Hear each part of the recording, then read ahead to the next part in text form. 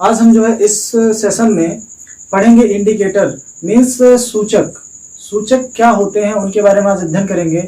हम लोग जो है इसके पहले वाले चैप्टर में पढ़े थे कि अम्ल, क्षार और लवण क्या होते हैं, और हमने संक्षारण के बारे में पढ़ा था, कोरोजन और एसिडिटी के बारे में पढ़ा था। तो यहाँ पे हम पढ़ेंगे सूचक के बारे में। सूचक किसे कहते हैं? सूचक जिसको बोलते हैं इंडिकेटर।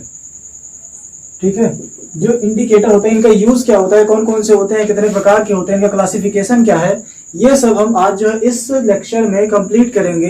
तो सबसे पहले हम ये जानेंगे कि सूचक होता है। सपोज करते हैं कि यहाँ पे पहले हम इसको कंप्लीट करने से पहले हमने इसके पहले क्वेश्चन दिया था कि 3 जार हैं, यहाँ पे 3 जार या फिर परख नली, क्या है यहाँ पे परख नली है ऐसे, और तीनों में विलयन भरा हुआ था।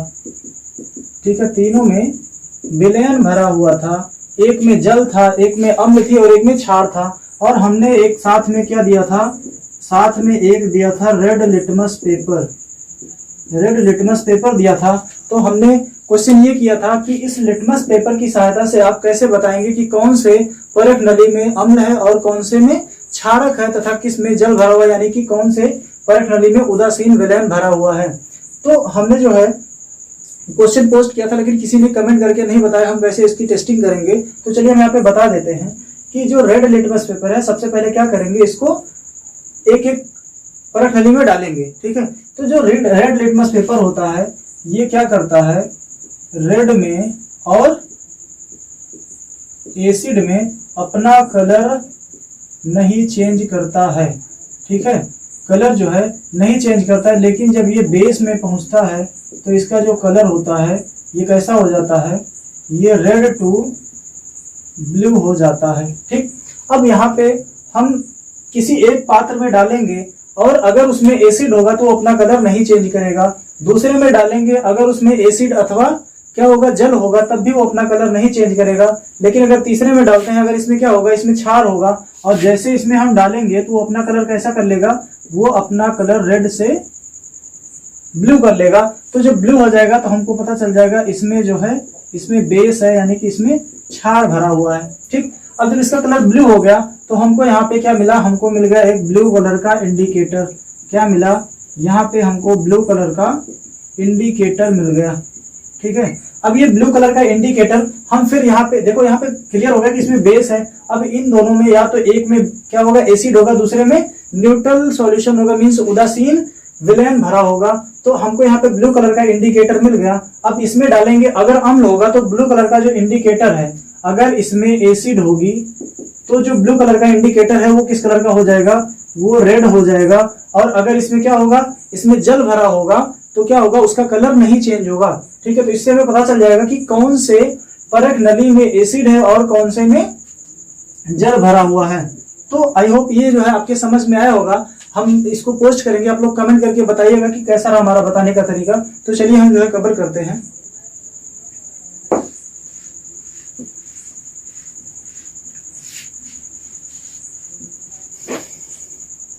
सर, आप लोग ज्यादा से ज्यादा मेरे वीडियोस को शेयर करिए, व्हाट्सएप, फेसबुक, ट्विटर, इंस्टाग्राम, हर जगह पे आप शेयर करिए, ताकि ज्यादा से ज्यादा लोगों तक ये वीडियो पहुंच सके और ज्यादा से ज्यादा स्टूडेंट्स इसके लाभ उठा चुके। और साथ में हम यहाँ पे आप सभी लोगों को ढेर सारी बधाइयां देना चाहते हैं, जो अच्छे नंबरों से प्रमोट किए गए। हाई स्कूल और इंटर के स्टूडेंट्स जो है अच्छे नंबर से, बहुत ज्यादा नंबरों से प्रमोट किए गए हैं। तो हम सबको जो है ढेर सारी बधाइयां देना चाहते हैं, और अपने जो है new Gurukul centre of excellence परिवार की तरफ से आप सभी को शुभकामनाएं देते हैं, तथा आपके उज्जवल भविष्य की हम कामना करते हैं। तो यहाँ पे सबसे पहले हम आज बात करेंगे सूचक, यानी कि इंडिकेटर किसे कहते हैं। ठीक, तो अभी जैसे कि मैंने पहले बताया इसके पिछले वाले वीडियो में कि जो अम्ल, क्षार और लवण होते हैं या फिर उदासीन पदार्थ होते हैं, तो इनकी प्रवृत्ति, इनकी प्रकृति को हम कैसे पहचानेंगे। ठीक, तो हम इसको कैसे पहचानेंगे, ये जानने के लिए हमारे पास 2 विधियां, या तो हम उनको चखें, लेकिन हर एक चीज को हम चख के नहीं पहचान सकते, क्योंकि जो एसिड और बेस होते हैं वो हाईली कोरोसिव होते हैं, मींस वो बहुत अधिक संक्षारण की प्रवृत्ति रखते हैं। अगर कहीं भी हमारे स्किन पे पड़ जाते हैं तो क्या करते हैं, उसको वो काट देते हैं, यानी कि वहां पे संक्षारण हो जाता है। लोहे पे पड़ते हैं तो उसका संक्षारण हो जाता है और उसका क्षरण हो जाता है। तो इसीलिए इनको हम चख नहीं सकते हैं। तो दूसरा मेथड है कि इनको जो है इंडिकेटर या सूचक की सहायता से चेक किया जाए कि जो ये विलयन है, जो ये पदार्थ हैं, ये अम्लीय प्रवृत्ति के हैं या फिर क्षारीय प्रवृत्ति के हैं या फिर उदासीन हैं। तो यहाँ पे जो सूचक होते हैं वो उनका मुख्य कार्य यही होता है कि वो जो अम्लीय अथवा क्षारीय विलयन में पहुंचते हैं तो अपने कलर के द्वारा बताते हैं कि उनका जो है अम्ल या क्षार के साथ किस प्रकार की अभिक्रिया हुई और किस प्रकार वो अपना कलर चेंज करते हैं। तो ये जो है ढेर सारे इसमें प्रयोग किए गए और हमको पता चला कि जो ये इंडिकेटर होते हैं किस टाइप के विलयन में, मीन्स अम्लीय विलयन में कौन सा कलर देते हैं और क्षारीय विलयन में कौन सा कलर देते हैं, वो डिपेंड करता है कि इंडिकेटर कौन सा है। तो सबसे पहले यहाँ पे हम देखेंगे सूचक क्या होते हैं। तो यहाँ पे सूचक ऐसे रंजक होते हैं, रंजक बोले तो डाई, ऐसे रंजक होते हैं जो अपना रंग परिवर्तित करके किसी विलयन के अम्लीय अथवा क्षारीय होने की सूचना देते हैं, क्षारीय होने की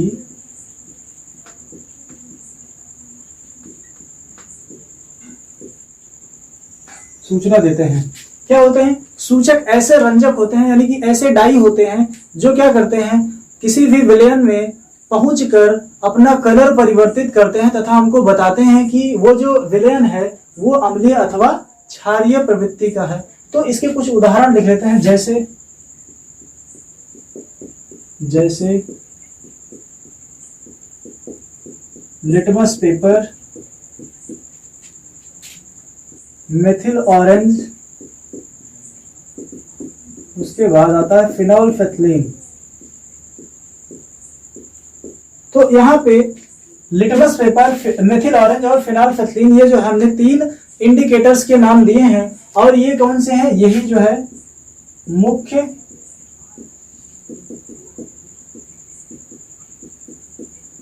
सूचक होते हैं जिनके द्वारा अम्ल अथवा क्षार का पता लगाते हैं।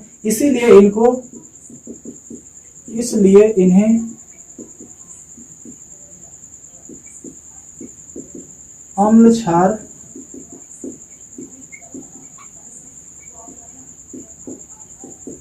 सूचक कहा जाता है। ठीक, अब यहाँ पे हम सूचक के वर्गीकरण की बात करते हैं। अब ये जो सूचक होते हैं, सूचक के वर्गीकरण की बात करते हैं कि जो सूचक है इसको कितने भागों में बांटा गया है। तो जो सूचक होते हैं मुख्यतः इनको 2 भागों में बांटा गया है। एक है प्राकृतिक सूचक, दूसरा है संश्लेषित सूचक। ठीक, प्राकृतिक सूचक और संश्लेषित सूचक, लेकिन इनके अलावा 2 और कैटेगरी हैं जिनको हम बोलते हैं गंधीय सूचक और एक है, इसको बोलते हैं सार्वत्रिक सूचक।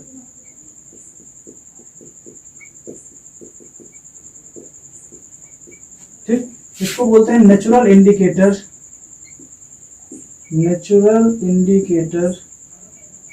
इसको बोलते हैं सिंथेटिक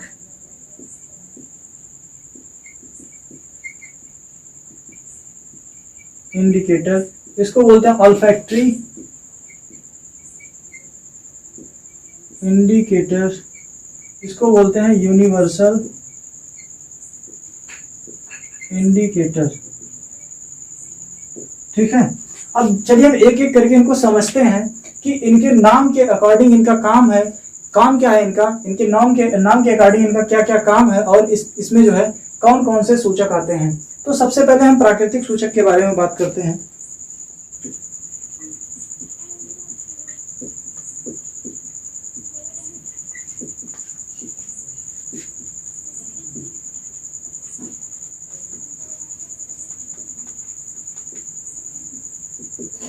नेचुरल इंडिकेटर, तो जैसा कि नाम से पता चल रहा है क्या, प्राकृतिक सूचक, तो ऐसे सूचक होते हैं जो कहां पे आते हैं, प्रकृति में पाए जाते हैं। ये प्रकृति में पाए जाते हैं। ठीक है, ऐसे सूचक जो प्रकृति में पाए जाते हैं उन्हें हम बोलते हैं प्राकृतिक सूचक। जैसे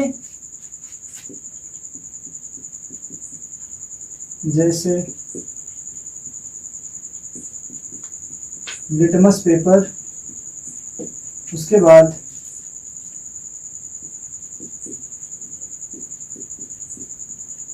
लाल पत्ता गोभी,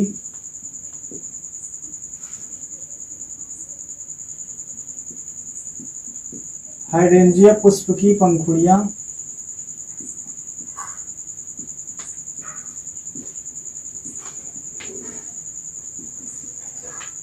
हल्दी आदि।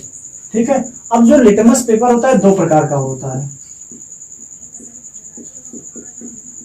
लिटमस पेपर दो प्रकार का, एक होता है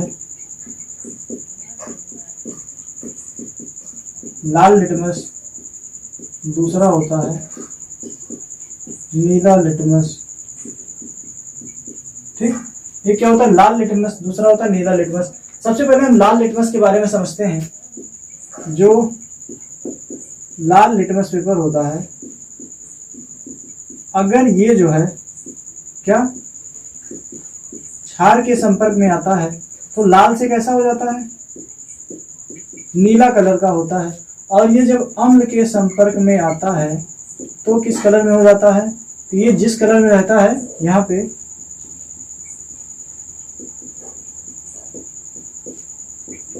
कोई परिवर्तन नहीं होता है। लाल लिटमस क्षार के संपर्क में आया तो नीला हो जाता है, और लाल लिटमस अम्ल के संपर्क में आता है तो कोई परिवर्तन नहीं होता है। इसी प्रकार यहाँ पे जो नीला लिटमस है, ये अम्ल के संपर्क में आता है तो लाल हो जाता है, लेकिन जब क्षार के संपर्क में आता है तो कोई परिवर्तन नहीं होता है। यहाँ पे भी कोई परिवर्तन नहीं होता है। ठीक, इसी प्रकार जब हल्दी होती है, हम लोग खाना वगैरह खाते हैं तो हमारे कपड़े पे जब हल्दी गिर जाती है, उसके बाद हम कपड़े की धुलाई करते हैं तो जहाँ पे हल्दी गिरी रहती है वहां पे कलर लाल हो जाता है। ऐसा क्यों होता है, क्योंकि जो हम साबुन यूज करते हैं उसमें क्षारक की मात्रा पाई जाती है। तो हल्दी जो होती है ये जब क्षार के संपर्क में आ जाती है तो पहले कैसे होती है, पहले पीले कलर की होती है, और जब क्षार के संपर्क में आती है तो लाल कलर की हो जाती है। ठीक, अब यहाँ पे हम लिटमस पेपर की बात करते हैं। लिटमस पेपर प्राप्त कहाँ से किया जाता है, तो जो लिटमस पेपर होता है, लिटमस पेपर एक थैलोफाइटा समूह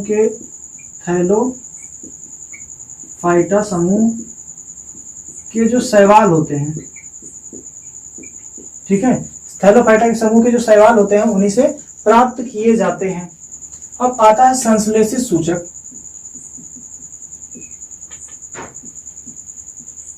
संश्लेषित अथवा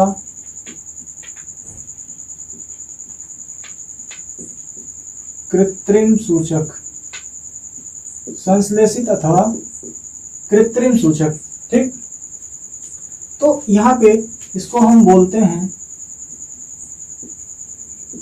सिंथेटिक इंडिकेटर। ये इनका निर्माण कहाँ होता है, ये प्रयोगशाला में बनाए जाते हैं। जैसे मेथिल ऑरेंज,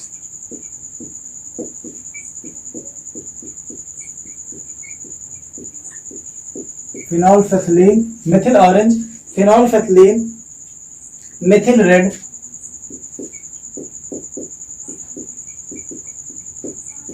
मेथिल रेड,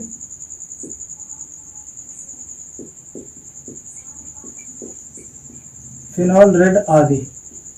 ठीक, तो ये जो सिंथेटिक इंडिकेटर्स होते हैं इनको जो है प्रयोगशाला में संश्लेषित करके बनाया जाता है। और इसके कुछ एग्जाम्पल है मेथिल ऑरेंज, फिनॉल्फेथलीन, मेथिल रेड और फिनॉल रेड आदि हैं। ठीक है, अब चलिए एक एक करके हम इनके गुण की बात करते हैं कि ये जो है किस प्रकार के विलेन में कौन सा कलर दिखाते हैं।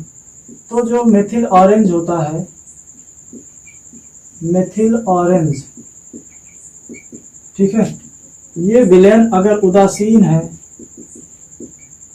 ठीक है, तो यहाँ पे ये नारंगी रंग के रहते हैं। ठीक, लेकिन अगर किस कलर का है, ये मेथिल ऑरेंज जो है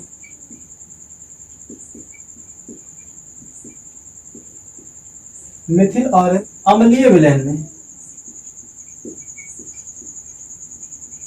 अम्लीय में कैसा हो जाता है, गुलाबी। और यही मेथिल ऑरेंज जब क्षारीय विलयन में पहुंचता है, क्षारीय विलयन में, तो इसका कलर पीला हो जाता है। मेथिल ऑरेंज जब अगर हम पानी में मिलाएंगे तो नारंगी रंग का रहेगा, सिरके में मिलाएंगे तो गुलाबी रंग का हो जाएगा, और जब हम साबुन पे रगड़ देंगे तो उसका कलर पीला हो जाएगा, क्योंकि साबुन में क्या होता है, क्षारक पाई जाती है। ठीक, अब दूसरा आता है फिनॉल्फेथलीन।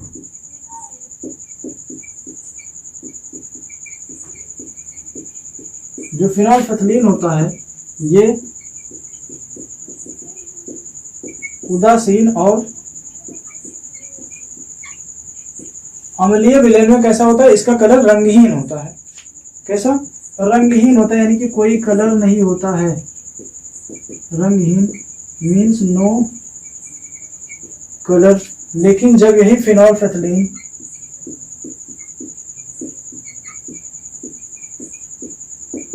फिनॉल्फेथलीन कैसे विलयन में आता है, क्षारीय विलयन में आता है, तो इसका कलर हो जाता है गुलाबी रंग का होता है, गुलाबी रंग का हो जाता है।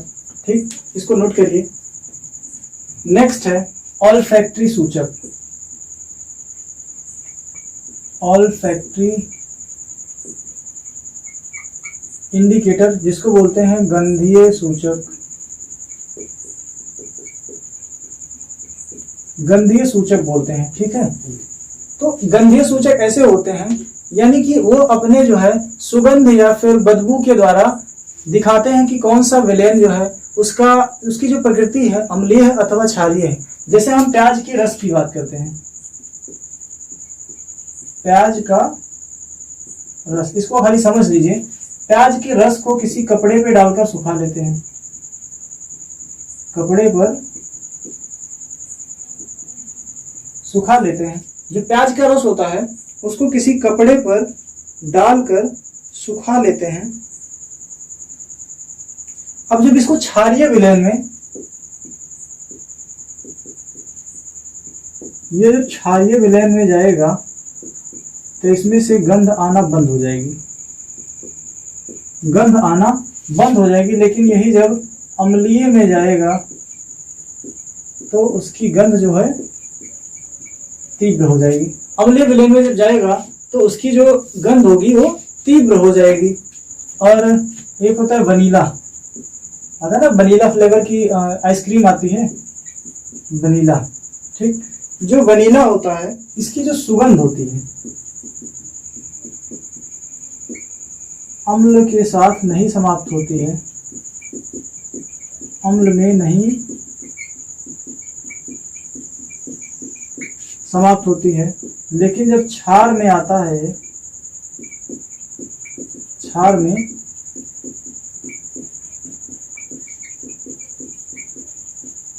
समाप्त हो जाती है। ठीक, इसी प्रकार और भी है, लौंग के तेल आदि, लौंग का तेल आदि क्या है, गंधीय सूचक हैं,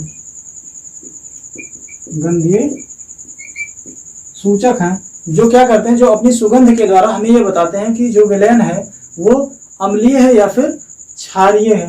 ठीक, इसको स्क्रीनशॉट लीजिए, फिर आगे हम बात करते हैं सार्वत्रिक सूचक की। अब आता है सार्वत्रिक सूचक।